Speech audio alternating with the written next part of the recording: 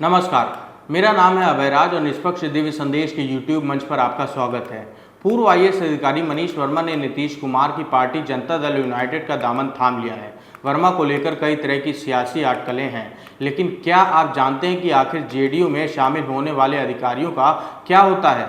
नीतीश कुमार की पार्टी में पिछले 14 साल में 5 बड़े ब्यूरोक्रेट शामिल हुए, लेकिन किसी को भी पूर्ण रूप से राजनीतिक मुकाम हासिल नहीं हो पाया है। एक दो ब्यूरोक्रेट्स को पार्टी ने पद जरूर दिया, लेकिन आखिर में उनकी भी छुट्टी कर दी गई। कभी जेडीयू ज्वाइन करने वाले दिग्गज ब्यूरोक्रेट्स वर्तमान में या तो घर बैठे हैं या भजन गा रहे हैं। इस वीडियो में इन्हीं ब्यूरोक्रेट्स की कहानी को विस्तार से जानते हैं। साल 2020 में वीआरएस लेकर तत्कालीन डीजीपी गुप्तेश्वर पांडे ने जनता दल यूनाइटेड का दामन थामा था।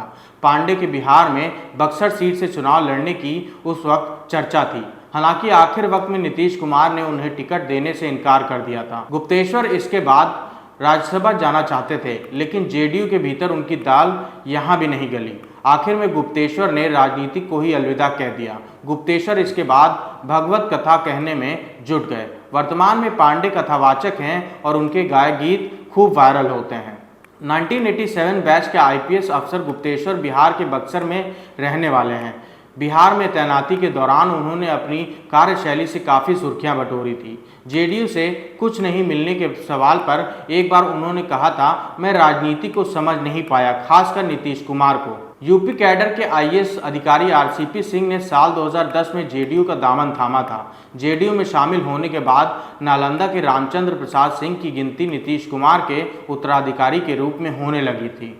नीतीश की वजह से सिंह पहले राज्यसभा गए, फिर उन्हें आधिकारिक तौर पर जेडीयू में नंबर 2 का पद दिया गया। साल 2019 के चुनाव के बाद नीतीश कुमार ने आरसीपी को जेडीयू की कमान दे दी। वे करीब 1 साल तक जेडीयू के राष्ट्रीय अध्यक्ष रहे। 2020 विधानसभा चुनाव के बाद वे केंद्र में मंत्री बने, लेकिन इसके बाद ही उनकी उल्टी गिनती शुरू हो गई।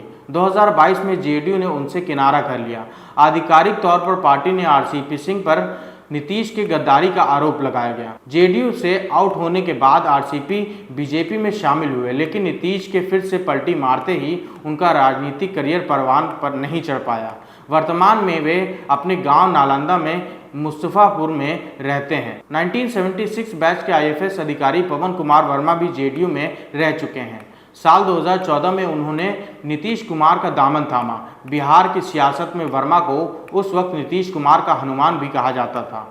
जेडीयू में आते ही नीतीश ने वर्मा को राज्यसभा के लिए भेज दिया। 2016 तक वे इस पद पर रहे। 2016 के बाद वर्मा को जेडीयू संगठन में भेज दिया गया। साल 2020 में वर्मा ने नीतीश का साथ छोड़ दिया।